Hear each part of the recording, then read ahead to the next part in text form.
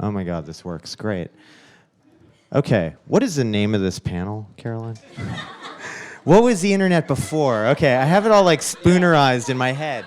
I'm like before the internet, after the internet, before me, the flood. I don't know, whatever. Hey y'all, thanks for joining us. My name's Luc DuBois. I teach here. Yay! And I have with me a couple folks, and we're gonna chat. To my far left is Carla Gannis, and this is Matt Mitchell. Hey.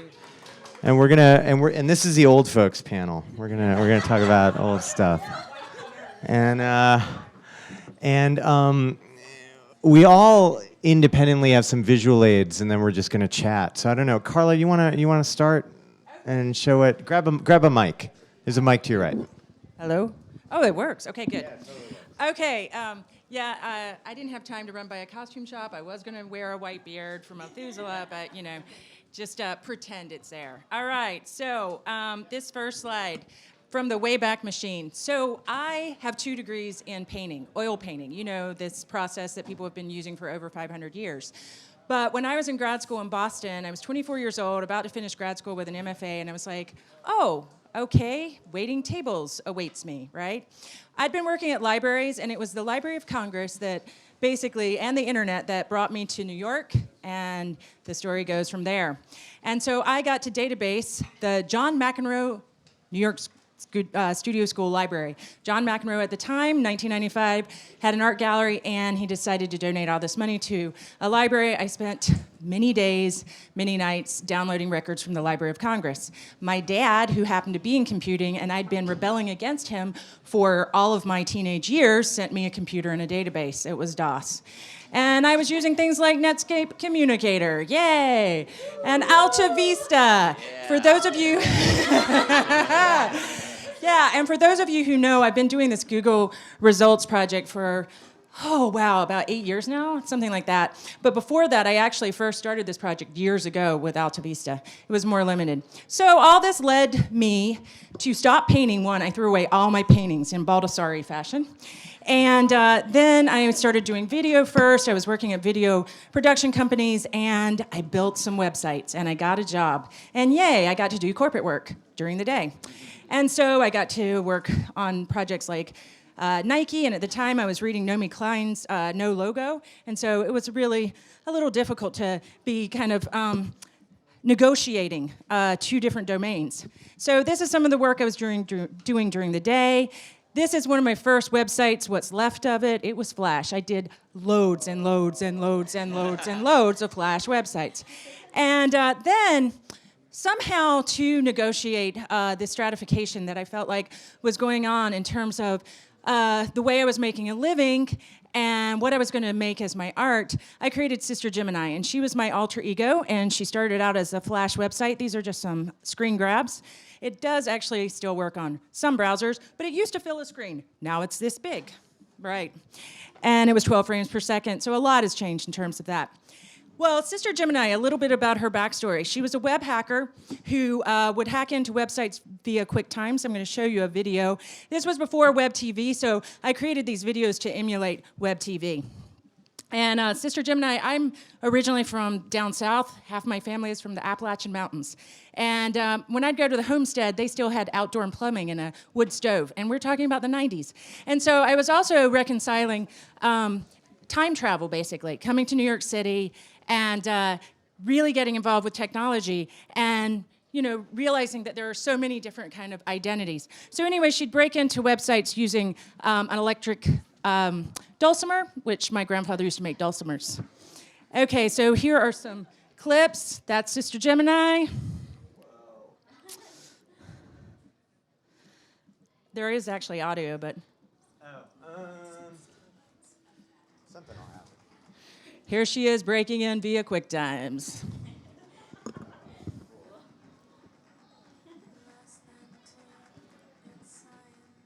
This is a lead singer from Edison Woods. I started building a lot of websites for bands back then.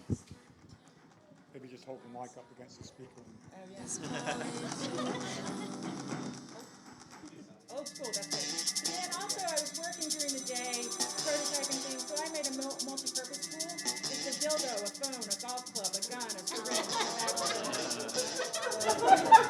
Mobilus 4RP.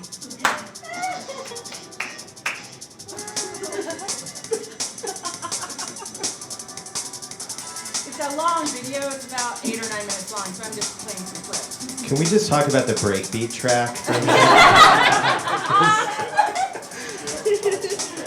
Good, right? It's really good. Way back machine. Whoa, I was so tough looking back then. Whoa. Okay, and then I also was thinking about surveillance, and again, a lot of these videos, so, not all of this, I was building a lot of websites or working with back-end programmers and doing a lot of front-end stuff and web design, but I was also just thinking of the nature of changing technologies and their implications on privacy. And so again, this is before Skype, this is before, we were really communicating in this way, but I was kind of speculating on all of this. And so this is called 3, and you can see they're watching each other. And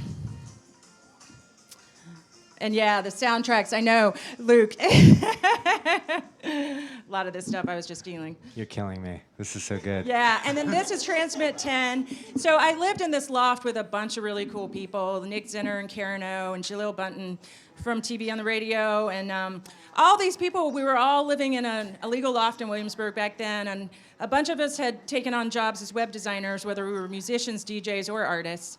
And so I decided to create alter egos for them too, and this is all rear projected through this plexiglass silhouette, but I was already starting to also think about, different identities, and there was a certain elasticity and God, that's a hard word to say, anonymity on the web then.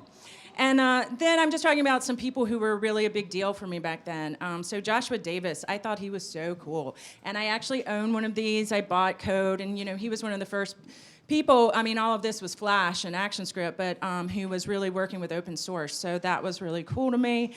Then the Flash Film Festival, there was some really kind of cutting edge stuff. This was a site for Requiem for a Dream, if anybody remembers that movie from like 2001. And this glitched out like a Jody, .org project or something like that. And I remember just there was some really amazing kind of stuff. Of course, someone like Yale Counteract, World of Awe was a big deal. And then I got to teach stuff like this with titles for courses like Nonlinear Narrative in Electronic Form. And so all of this stops at about 2001. So I thought that was a good place to stop. Yep. All right, I'm done. Thank you.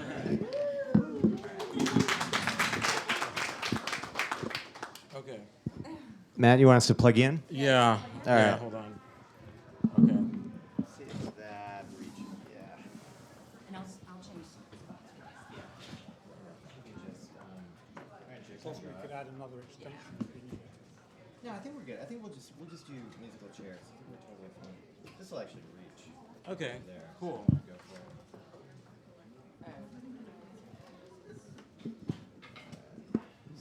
Anything showing up? I'll think about it.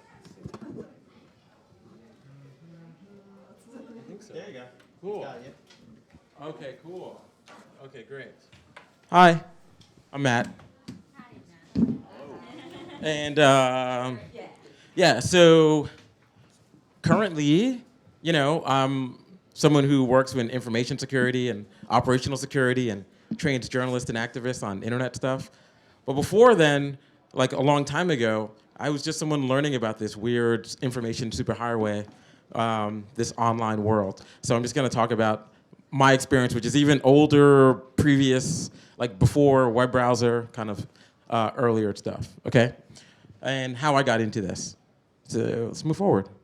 Boom. Okay, so my first computer was called a Personal Electronic Transactor, or the PET. Big up to the PET, anybody? So PET was made by Commodore, which was an amazing computer company, and later on went on to make the Commodore 64, which ran on like tape drives, and you had like all these awesome graphics, but the PET wasn't like that. The PET had like horrible resolution, like the font was huge, it was super slow, and it was really heavy, like it could fall over and crush you. But I was like amazed by the PET. So I spent all my time with the PET. And it was sold to school districts. It was developed in the 1980. It was this version of PET, the 4016. And before that was the first PET. I think it was like 1977. And the PET changed my life. You know, so I didn't want to go outside. I just wanted to hang out with the pet. I used to do whatever it took to get someone to let me in, even like the janitor to let me in to play with the pet computer. And I was like, this is amazing. But it didn't do anything really. Like it was just like, you know, like it didn't, I think it barely ran this thing called Logo, which allowed you to like draw really slow, right? But it just was cool. Like you would type a key and it would show up on the screen. What else did you want, right? So that was my first exposure to, I guess, like the net, but it's not really a net because it's really just a bunch of pet computers, right? So then one of my friends had this thing called an IBM Junior, and it was in your house, and it weighed a little bit less than a pet, so I guess it was allowed to you could sell to kids, and you know they taught you oh, if you get your kid a Junior, he's gonna become a prodigy, you know. So it had a floppy drive and a keyboard, it had this telephone cord connected to the keyboard, and it was really slow, but it had color on the screen, even though things just were randomly in color. But it was an amazing, amazing piece of machinery, right? But yeah, at the time, I couldn't. My family, I was like, oh, I got to get a Junior, but they couldn't afford a computer at all. So I remember one Christmas, they were really excited. They were like, we got you a gift related to this computer. And I was like, whoa, what is it? And I unwrapped this box, and in the box was a card that said, we got you a subscription to a computer magazine. And I was like, oh, wow. Because I guess my folks must have thought being into computers was like being into fishing or something. Here's a fishing magazine, you know? So let me kind of jump forward to... But this is what that magazine was. It was called Compute. And I used to wait for the mailman to show up with my Compute magazine, and I would read it cover to cover until the next Compute came. And Compute was this is the special games issue that came out. So this is the 1984 and 1985 issues of Compute. It was a monthly magazine, and I loved Compute. And I just didn't have a computer, so I just would read Compute over and over again and wish I had a computer, and then borrow my friend's IBM Junior, which he never wanted to play with. He was too busy listening to the first Guns N' Roses album on cassette tape. I had that too, though. Yeah, see, you managed to connect both worlds, right? Multitask. So one thing that Compute had was coding and assembly, where it was very unforgiving. They printed out in the magazine all the lines of code in really small font, and you would magnifying glass and type it all in. And if you got it correctly, you got the game. And if you didn't, you just had a syntax error, and it was it wasn't the errors on line 3 or anything. It was just sorry, dude, start over, you know? Okay. So I think it was a year or two later, I finally got my own computer, which was the Apple IIc. And it was whoa. And it had a handle on it. It was a laptop, but no screen. The screen actually weighed 10 times the weight of the device. And and you had to bolt it down so it wasn't portable, but it looked portable, And I was able to go through all my old Compute magazines and type in all those lines of code and save them onto a floppy disk. And I had all these games that I made, and I would mess around with them and hack them. And I was like, oh, this is awesome. So then some AV nerds were like, hey, have you tried going to online? There's other people, but they didn't call it online. Yeah, and I was like, wait, there's other people? We can talk to other people? And they're like, yeah. You just need this thing. It's called a modem. There's a modulator. You put your phone on it, and then it calls other people. And I was like, no way. So I got a modem, okay?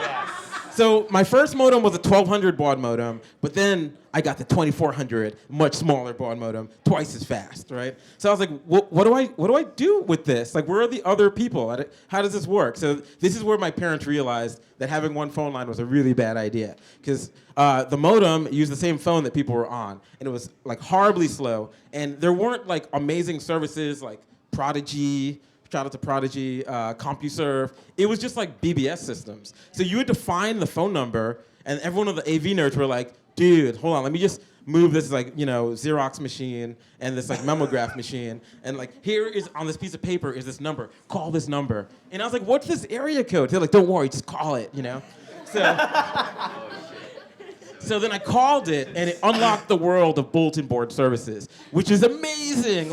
You would wait forever, and then you would get this blank screen, and then it would say something like, welcome to my bulletin board. Please send a self-addressed stamped envelope with $1 or $2 in it, because this is hella expensive. So bulletin board would you'd have to have your own phone line. You'd have to learn bulletin board code, which is this crazy C language. You'd have to buy this demo version with crippling, horribly weak bulletin board. All your members would hate you, and then they'd force you and shame you into buying the very expensive paid version of it.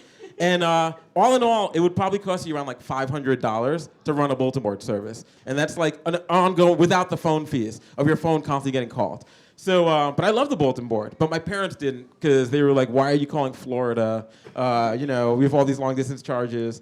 So, and like, I would wait, and I finally got this one bulletin board number, and I called it. It was like this weird 516 Lady Hawk's Castle on Long Island, like pre-2600 days. And people were talking about like hacking the system and phone phreaking and all this cool stuff. And then it just went blank, and I thought it might have been the feds, but actually my grandmom just picked up the phone. So destroying the connect, and then I couldn't get in. You had to dial and dial and dial, and a person only could support so many numbers on their bulletin board. And it took me like another week before I can get to the good stuff again. Okay. But I also learned that there was this thing called Gopher on there, and it had all this data in this like very hierarchical listing. And so you would you would just type Gopher : / and then this like crazy long listing, and then you would get to Gopher. And then on the Gopher system, there are other people on the system with you, but you couldn't find them. You didn't know who they were, so you had to type finger and then the person's name. Mm-hmm. But then when you finger the person, it would say like Commando 36 is actually Bob Smith, and he actually lives. And you have your full address. Like no one was ever thinking this was a bad idea. It was your phone number, just in case you want to call me on the phone and talk about what I wrote. So it was like, oh, okay. So those are two examples of those two things. Boom. So then the AV nerd peeps were like, there's even more powerful computers out there. They're so powerful that they have to connect them on this cluster. And I was like, what is that? It's called a VAX cluster. And this is like a VMS system and OpenVMS, which was these really expensive thin clients that did nothing. And they were all connected to a giant server, which I don't have a picture of, sorry. But then you'd be able to use Usenet and email people all the time. So, and that's all I did. So Usenet had these 8 domains of Usenet. There were news.whatever and media.whatever. But everyone was going crazy about this other Wild West, kind of like the dark web, hidden service of Usenet called alt. Because on alt, you could put anything there. So you could be like alt. Hanging out in a school in New York. Sports. Comic books. Manga. And it was on alt is where the action is, And it was just text, but people realized you could write huge amounts of code and you encode that text. So it would be 2-page comic book, page 1 of 300, and you just get all of them and download them all, and then you had it on your computer, and you felt so cool. And it took you probably about a couple days to get all this, but you were even cooler because you had the fortitude to do that. Yeah, and I mean, I think that is my early, before the internet. There was no sound, there were no pictures, there were no browsers. They were just sad people, really slow connections, who paid a lot of money to make it seem like this was a good idea. Okay, so thank you. All right. Okay. Harlo. Woo! Everybody, this is Harlo Holmes. I'm so sorry. I thought this was at Oh no, you're perfect timing. No, you're perfect timing. Yeah. You're So up. can you? Yeah. Oh, we did an intro, and then we Yep. talked about what our early internet experience was like. Sure, yeah. Okay. You want to Yeah? Yeah. you want to share one? All right. Yes. Okay. Awesome. Actually, first off, I thought that this conference was a trap. I thought it was a trap because... It is a trap.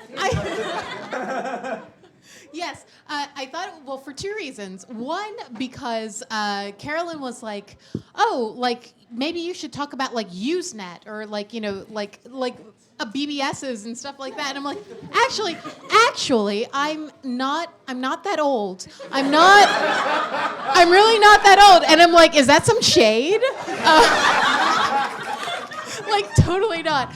And also, like when I looked at the lineup, I mean, like Matt, other than one of my best friends in the world, and also Luke, who was, if you Who is old? So I well, but also like one of the most like life-changing professors that I ever had at NYU back in the day. And so it was like what exactly does this mean? So I did think about like my earliest versions of the internet, my earliest inclusion in the internet, and at that time, actually, my mother, who is definitely like she's a computer person, but she's like an old school computer person, who's really just about like either database administration or was back in like the 80s and 90s, and no, not early 2000s. She had moved on from then, but like. She was about either database administration or like, office work. And so my mom was like an early telecommuter, and I've always had like the internet in my home, but like in weird ways because we were also pretty poor. And so I was thinking like, what did the internet mean to me as a person growing up in in an environment where we did not necessarily have the means to be connected to it all the time. And I was like, oh gosh, okay, so what did that look like? So for me, actually, the internet, the first time I had ever gone on the internet myself was actually via this web service or this ISP called Imagination.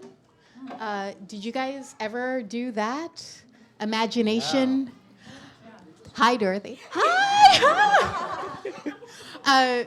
Okay, so Imagination was, I think, like a Sierra Online venture, and actually there's a very prominent scholar also connected to NYU by the name of Lane Nooney, who does really, really excellent anthropology on that subject. But from a user's perspective, I was like, maybe like 10 years old, 12 years old, or something like that, and they used to send these floppy disks to your home, or you would go to like Blockbuster and you get like these weird floppy disks when you checked out or whatever. And it was I didn't necessarily know it as the internet. All I knew was it was a platform where you can like play games and stuff, totally like anonymously with people that you had never met before. And what it was, Imagination was a really awesome network that you would install that floppy and you would install that software and you would be brought to this like gorgeous little 8-bit world. This is amazing. Oh, are you? Yay! Yes, exactly. Which reminded me very much of The Sims, and that actually like constitutes for my Sims love still. But where you would like fly around this world as your avatar that you created, that had very, very limited choices for like how you wanted your avatar to be. In order to like visit different either game playing rooms or chat rooms or like even morgue adventures depending on what you wanted to do that day. And because so much of my like internet education had to do with having no money, it was always about how do we get this for cheap. And so I remember, like, not only with Imagination, but also with AOL until they fixed it and stuff like that, you would get, like, these free demo discs, and you install that, and then, like, your trial would be up, and you'd be like, Mom, can I have an extra, 50 megabytes of data this month? And your mom, for $10, and your mom would be like, no, you used all of your data that in 1 week of the month, and I'm very, very sorry. And then you would like try to get another disc in order to like reinstall it and like create a new avatar to see if that would work. Sometimes it would, sometimes it wouldn't. More often it would not. And a friend of mine actually told me, or Lane actually told me when she was doing her research, that as like a little kid in this environment, when I was playing games and stuff with strangers on the internet, there would be kind of like policemen in there, or not like actually like law enforcement agents, but like people who were there to make sure that little kids like me were not getting like groomed and poached by pedophiles and things like that. And I realized that other than the friends of mine that I knew who were on this network, so many of my interactions were with the good people in, this like crazy ass town who were just making sure that I, as like a little kid on the burgeoning internet, was not getting taken advantage of by pedophiles and could play Go or whatever off-brand game that they offered there. And so imagination was my first access to the internet. But actually, so when I was like doing a little bit of like research about what I was going to talk about, it was not necessarily about the internet per se, but it was actually about networking in general. So much of like people my age were introduced to the internet not necessarily through the World Wide Web, but through intranets that were set up in the various places that they happen to frequent. So school being one of them. Like, I went to a very, very good school in New York City in the 90s and 2000s, early 2000s. And one of my most fundamental experiences was with the computer guy at school who literally, like, his first day of school and my first day of school were the same day. His name was Arlo, and my name was Harlo. And so we immediately struck up a friendship by having these weird names in this weird school that we'd never been to before. And as a school computer guy and as a person who was like really, really into like playing games after school and stuff, I was pretty much, or he was one of my best friends growing up.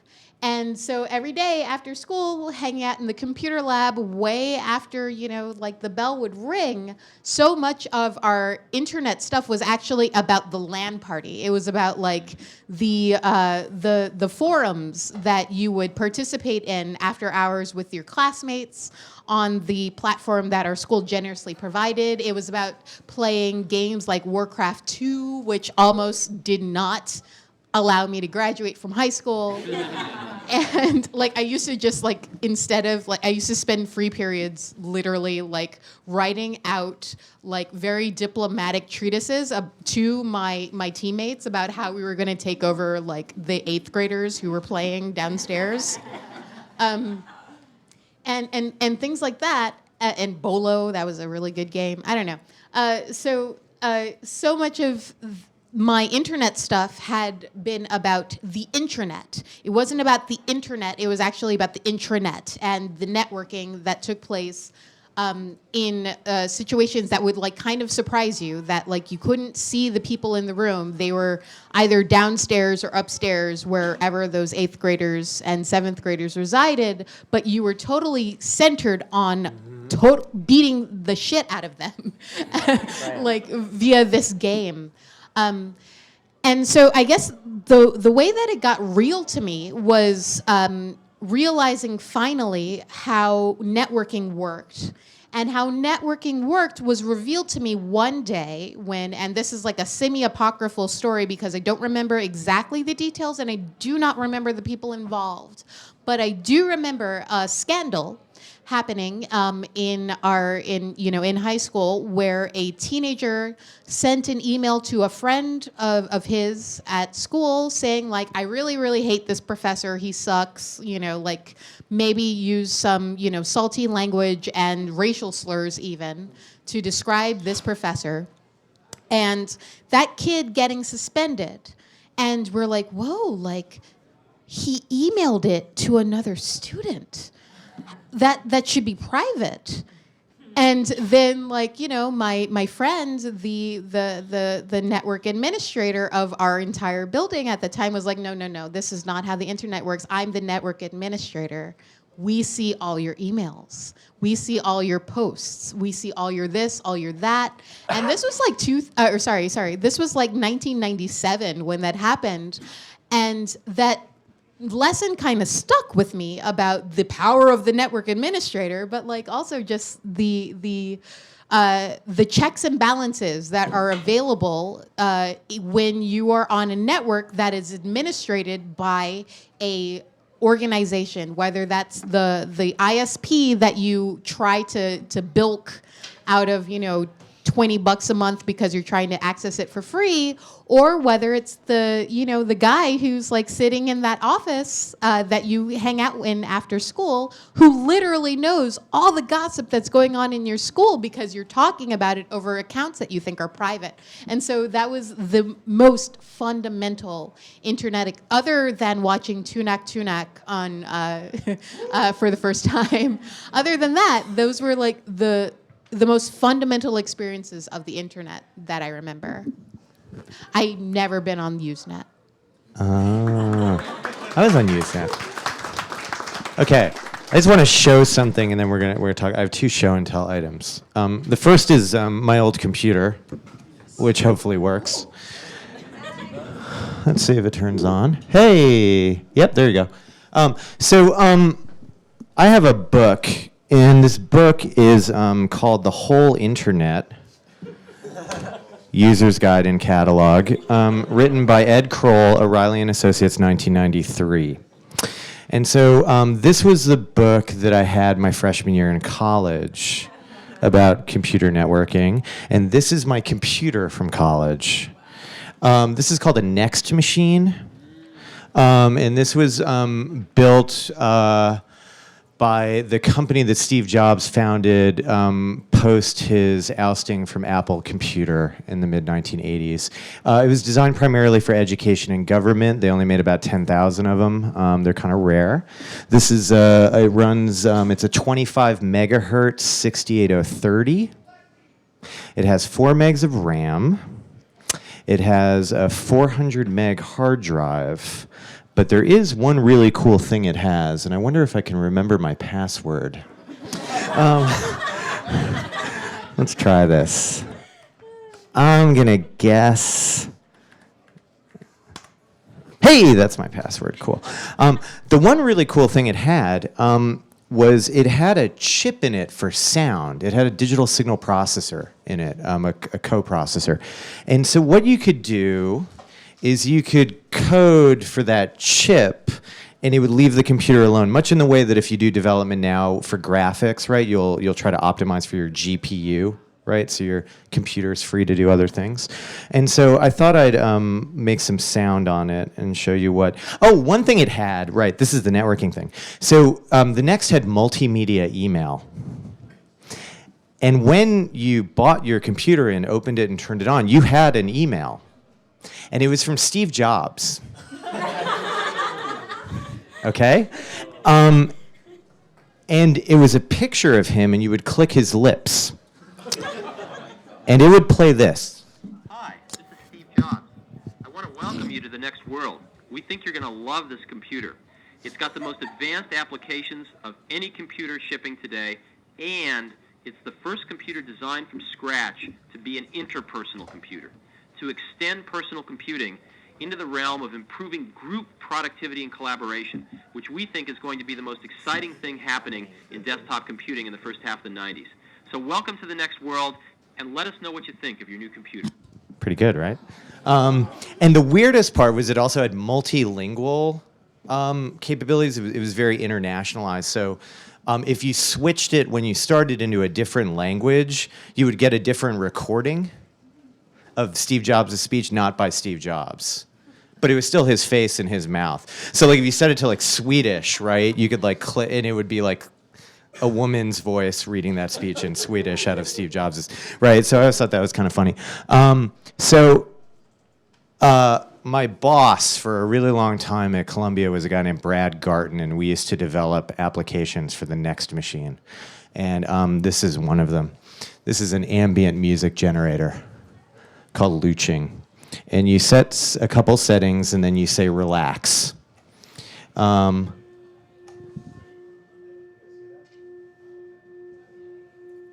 it'll just generate pretty random sounds all day, all night. Right?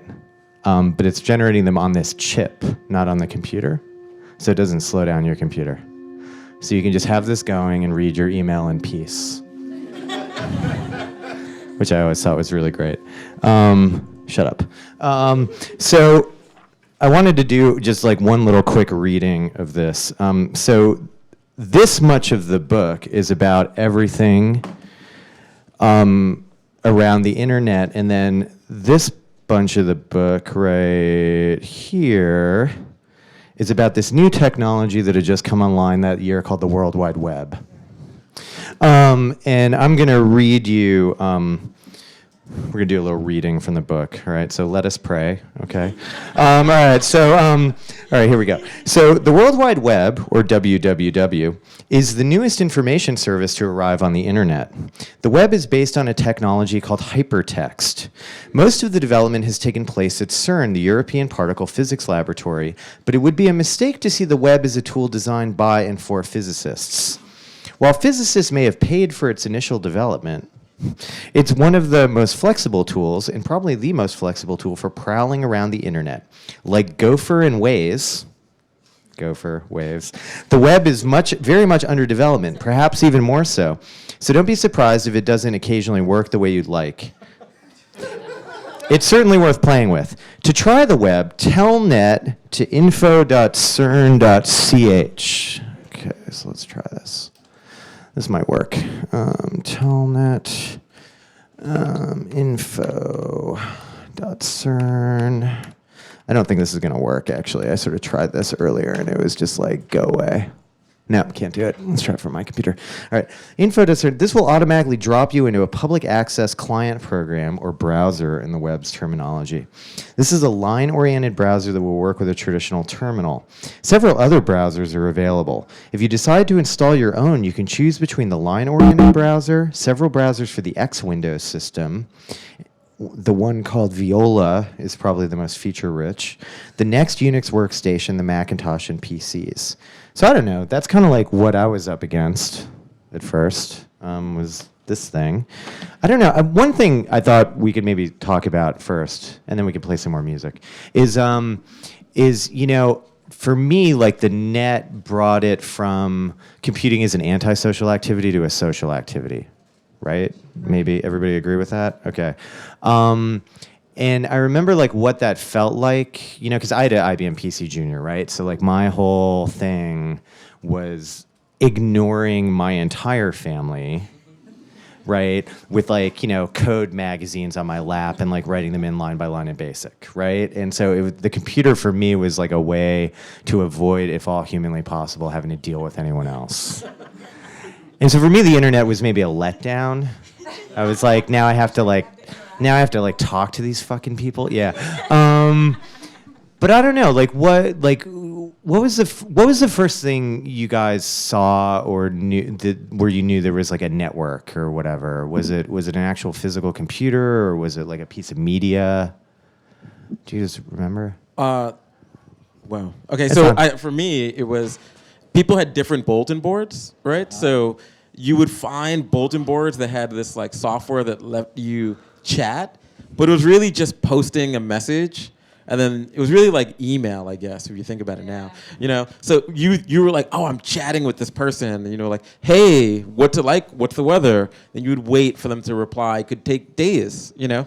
And then they would write you back. You'd go check the bulletin board and be like, the weather's great. And you're like, whoa, a person, yeah. So that was magic. Right. Good. We got 2 mics. Well, what's his name? Who was the poet laureate at MoMA? Who's printing out all of his email? Does anybody know Kenneth Goldsmith? Kenneth Goldsmith. Well, I was doing it before. When I first was, when I first began emailing, I printed out every email. I mean, I thought, before that, like signature that's like, please think of the trees before printing out these emails. And actually, Kenneth Goldsmith is printing the internet, not just his email. He's printing the internet, so he's more ambitious than I am.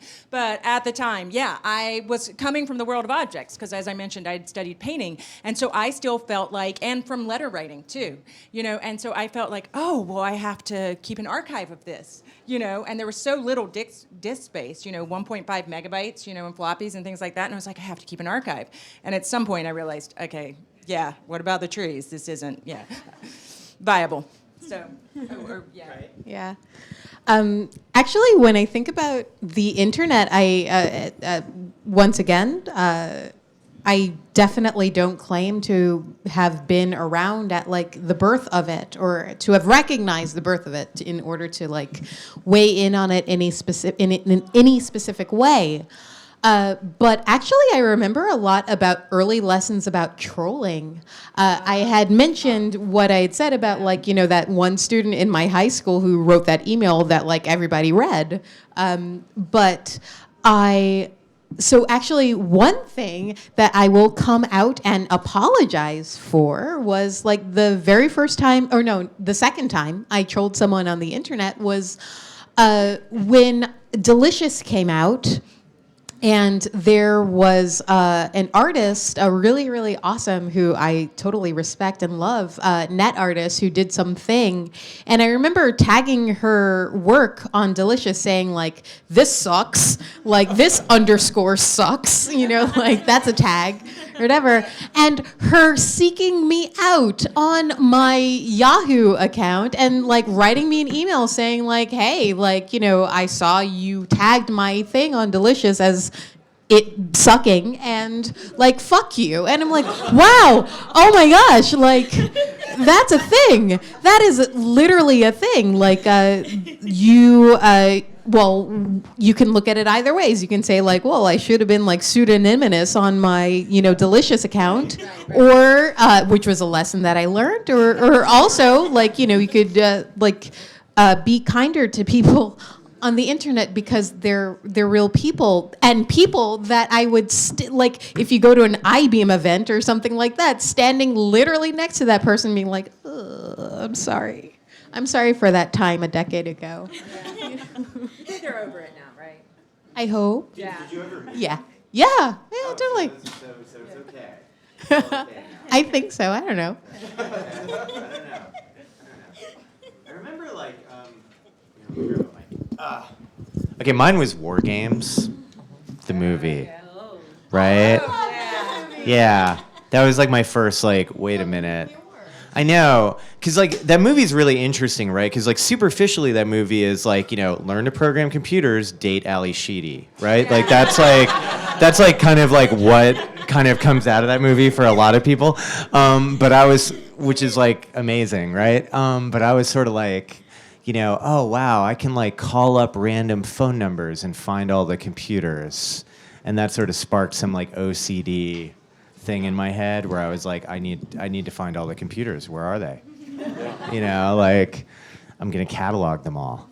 Yeah, but war dialing was very rewarding because, you know, it's not like you maybe hear the person's voice for a second, but it just was click, click, click, click, click, click, Yep. and then and you're like, whoa, hopefully it's a bulletin board, Right. you know? Yeah. Right, exactly. Hopefully it's a bulletin board. Yeah. Yeah. And I think about, you know, just, I mean, Matt, you said it, like, the thing with the speed was like, so like this thing, right? I remember my first computer music piece. It took, I tried to stretch a piano sound. And I messed up on the numbers, and I think I was off by, I think I put it in second, like maybe I thought I was doing it in milliseconds, but it was doing it in seconds, right? I was trying to make like a 1 second thing, 1,000 seconds or whatever, and somehow it ended up being 1,000 times, whatever. It took 4 days. It rendered for 4 days, and then it came out, and then it was like,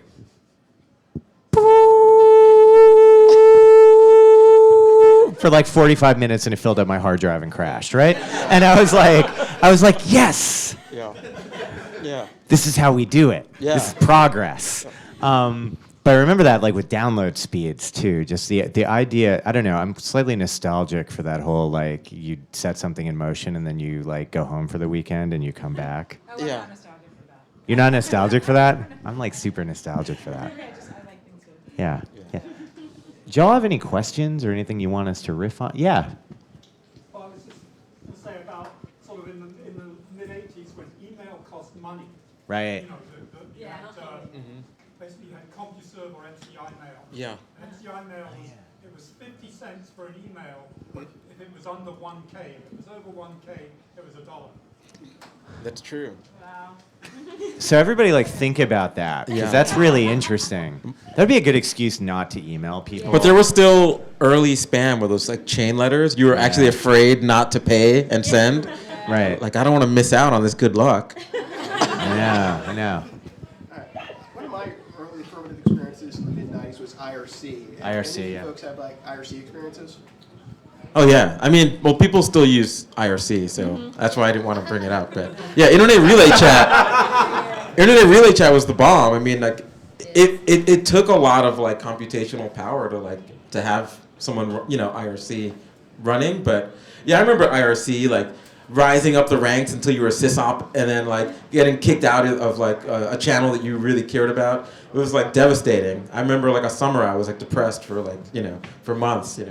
But yeah, I mean, yeah, IRC is a really important, I think, part of the internet as it was, because it was really fast communication and information exchange, and people were able to talk about things in like specific categories, and especially with like early hacker culture. Like, I grew up on Long Island, and 2600 was really big, and they had like their own IRC, and you would talk to people, make friends, make enemies, and then like maybe meet at a coffee shop, Dunkin' Donuts, once a year, and be like, "Whoa, you're like 80 years old."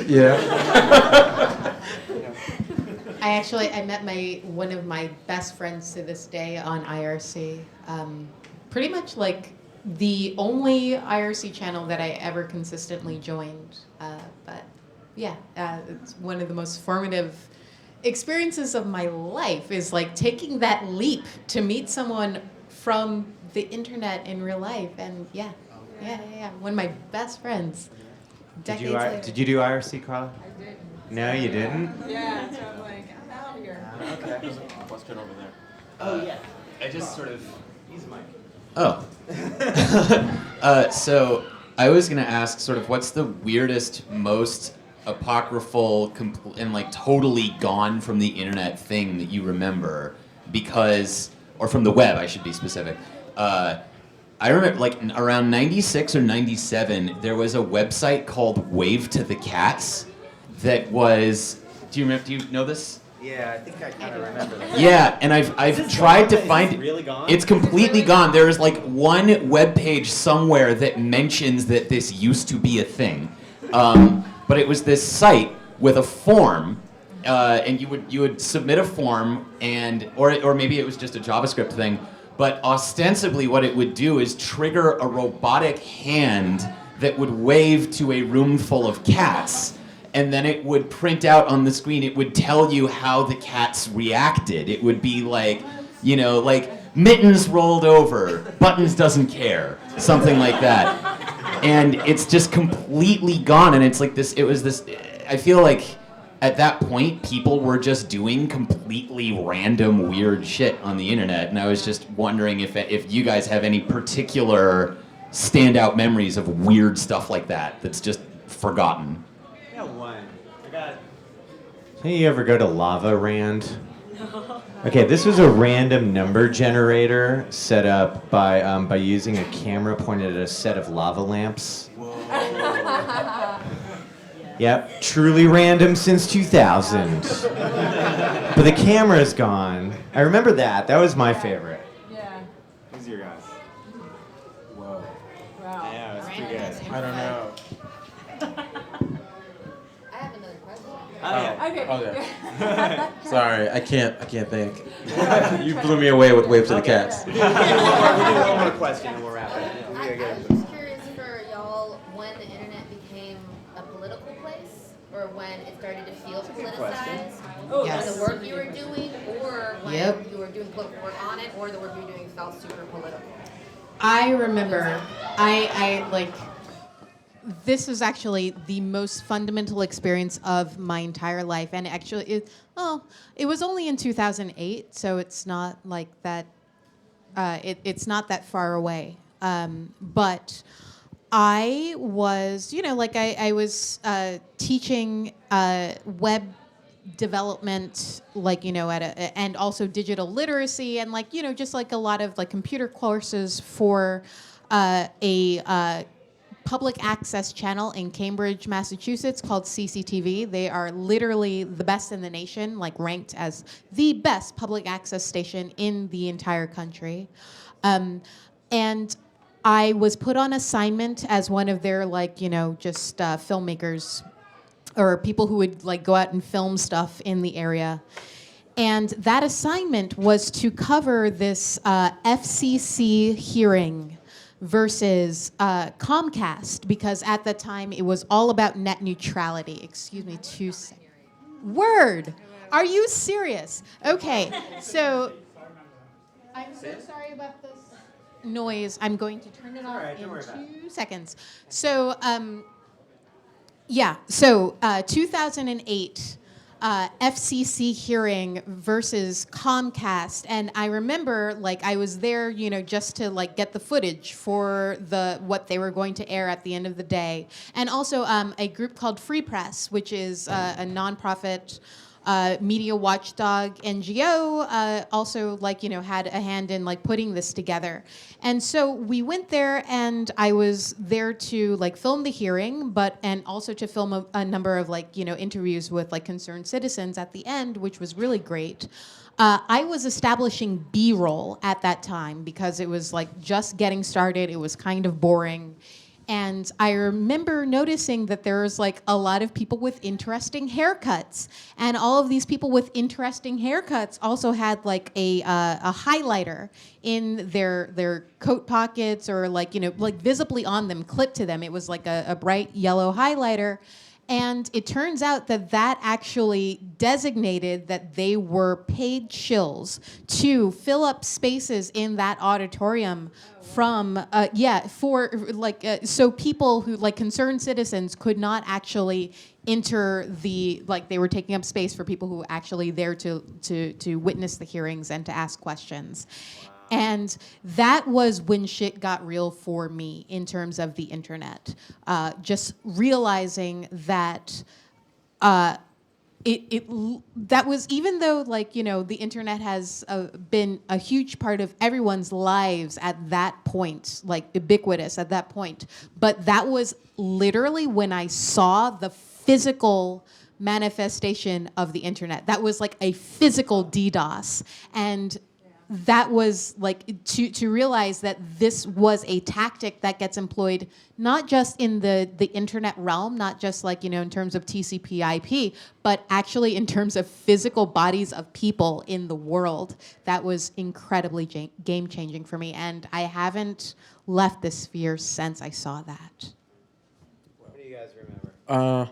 Do you wrap it up? Okay, I'll go first.